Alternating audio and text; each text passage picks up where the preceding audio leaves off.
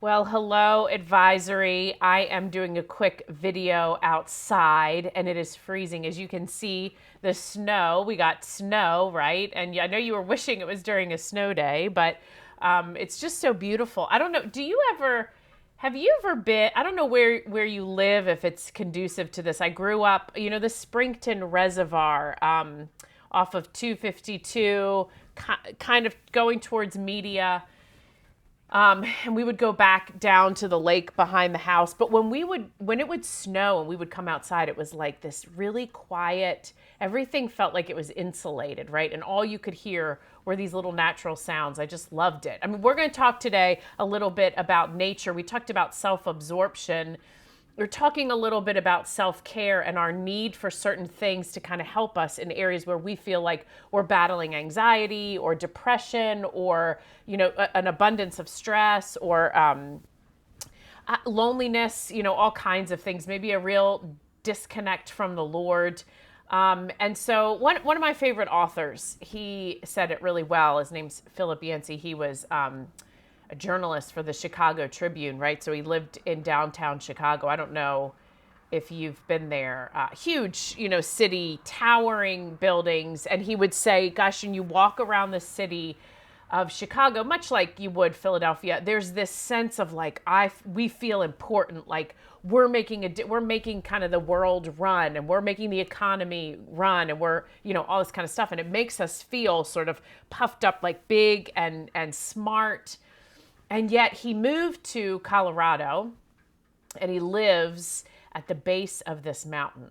So now when he goes outside, and I'm sure at a time like this, it's snow-capped and beautiful, big and towering behind him in a different sort of way. And he said that he realizes that what he used to think of himself as big and so important, now he sees God in right frame and perspective.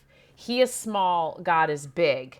And I think a lot of times that's what creation does. Don't you find it fascinating that actually to buy a home closer to a beautiful view or to water costs more? And people may not ever acknowledge that to be anything of like God's creation.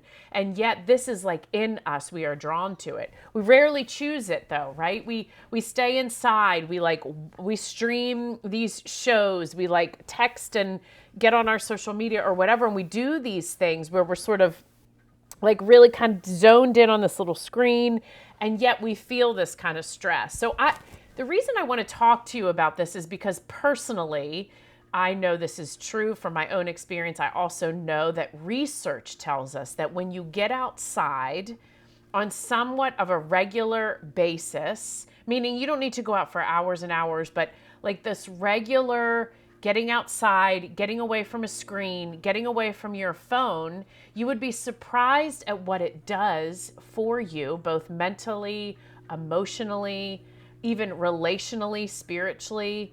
So think about it.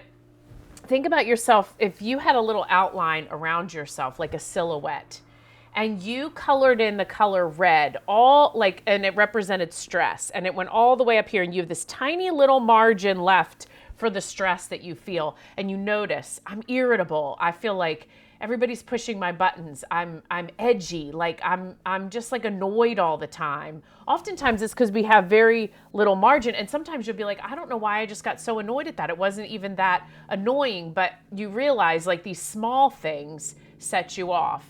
Research shows that when you get outside, that lowers like this, it decompresses. So the last thing you think to do when you have a long list of, an essay or you have tests or whatever is to go outside, right? It's the last thing you would think to do. And yet, what they say is it increases our ability to focus, like proven fact that if you struggle with ADD or ADHD or whatever, or if you're not diagnosed with that, but you feel like you have it, which is how I think a little bit we all feel these days.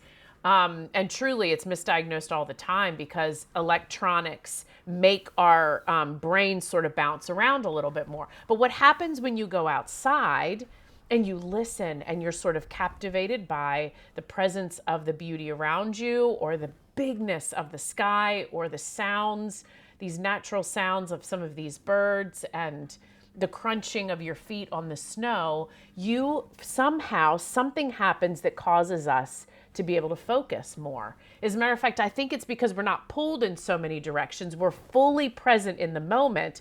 We are able to focus. That then translates into your ability to focus on a book, your ability to focus on a conversation with a friend and be present, your ability to focus in prayer, which oftentimes our minds are everywhere. And so I want to encourage you. You don't need research to tell you this. I think you could talk to any adult who, before technology was really a thing, we were all outside and we didn't struggle the same way. We struggled, believe me, we all struggled growing up, but I'm saying there is an increase in stress, anxiety, depression, all of that. And in part, it's because we're not able to get outside like we used to. There's a man who wrote a book called The Last Child in the Woods, and he coined it nature deficit disorder, meaning we are actually lacking the connection with nature, and it's causing a lot of problems in our lives. So when we talk about self-absorption and kind of being all consumed in ourselves, when we get outside, this is such good self-care. He said in this book that that the lack of it actually has increased our stress and anxiety. So decompress, like when you feel overly stressed and you just step outside for a minute and you look up at the sky or you listen. When I was out here the other night, this is my sister's house, but upwards of 50 deer were back here. Now, I know I'm actually moving to the borough of Downingtown. I'm not going to have access to the same sites of creatures, streams, and lots of hawks and birds. As a matter of fact, I saw 3 little fox playing out here the other night, and they're solitary creatures, so they must have been siblings.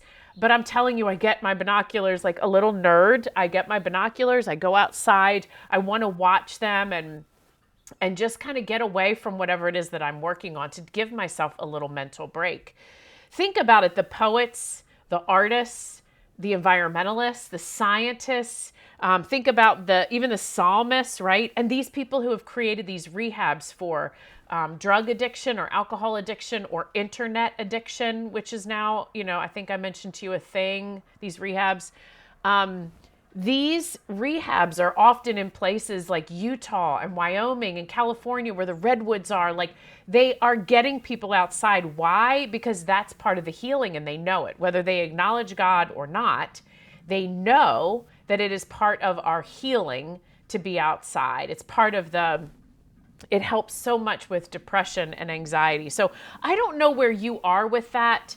Think about, one of the things I want you guys to share with each other is, what places have you been? What things have you witnessed that have been so captivating and beautiful? Because actually, the more captivating something is, the more you are all in it. Like, you're all in it. Like when I went whale watching, or when I've been to the redwood forest, or when I go to some of the preserves around here, I'm all in it. I want you guys to share what experiences you have had, because I want you to think about this. Streaming a TV show or sitting in your room with this little tiny screen, it actually increases your stress. You may feel like you're getting a little break. In some ways, you're getting a break, maybe from the schoolwork, but it actually increases our stress. This is just a proven fact. So I want you to get practical if you can. This has to be an intentional decision in your life. It does not come naturally that when you feel a bit overwhelmed with school, that you would say, I'm just going to walk up and down the street, or I'm going to go out back and look in the yard. I'm going to set up a bird feeder and start paying attention to the birds. I mean, it sounds crazy, doesn't it? But these things actually matter. So I want you to think about, what decision can I make to connect with the outdoors and what God has given us a little bit more? So practically, what can you do differently? And I also want you guys to share some of the places and things that you've seen, because they really do stick with you, right? Like those are the powerful moments in our lives, and we remember that. So anyway, I encourage you to do it. I hope you guys have a good discussion. I'm going to go inside because I'm freezing. I will talk to you later.